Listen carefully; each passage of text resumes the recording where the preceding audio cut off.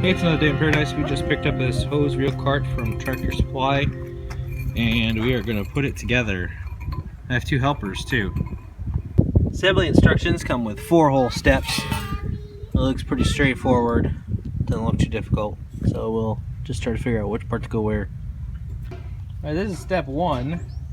Put the legs on. There's a lot more complicated hardware that goes to put these wheels on, so we're going to do that next. I need a bike. What is it? It looks like a bike. It looks like a bike. It does, kind of. It's the same height. It is the same height. You know why it's the same height? No. That's where the wheels go. Well, this is pretty straightforward on the front here, with just a washer and a lock nut. Pretty straightforward construction. I'm not sure why they didn't do that on the back. This back axle uses cotter pins. That's the only reason they were doing that, is so they didn't have to thread this. This is hollow tubing instead of a solid rod, which it probably should be. And it's not threaded, so you couldn't put a nut on it.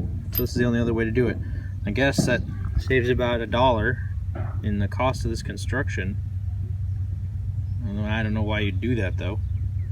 Here, you twist the top one, I'll hold the bottom one, okay? I can twist it. Okay, twist. So this is the drum assembly, half put together now. And for some reason they thought it would be a good idea to use every conceivable fastener. So we have another type of fastener for this. This is the only thing that I'm really concerned about so far. This is pretty flimsy. I don't know if this is going to withhold the weight of the heavy hose I have to put on it, but we'll try it out. Alright, this pillow block came unattached from the hose reel, so I attached that on there. It wasn't too bad. This one's bent real bad out of shape, but I tightened it down, and this bolt actually broke, so I'm going to have to find another replacement for that. Alright, this is with it all assembled. It went together in about 40 minutes, wasn't too bad. A couple pieces that I wish were different.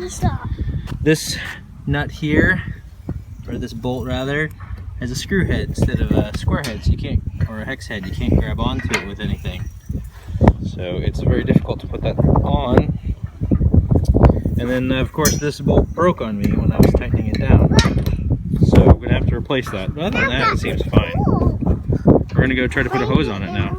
This is 100 feet of 3/4 inch hose on here. So it probably will hold 400 feet of 5/8.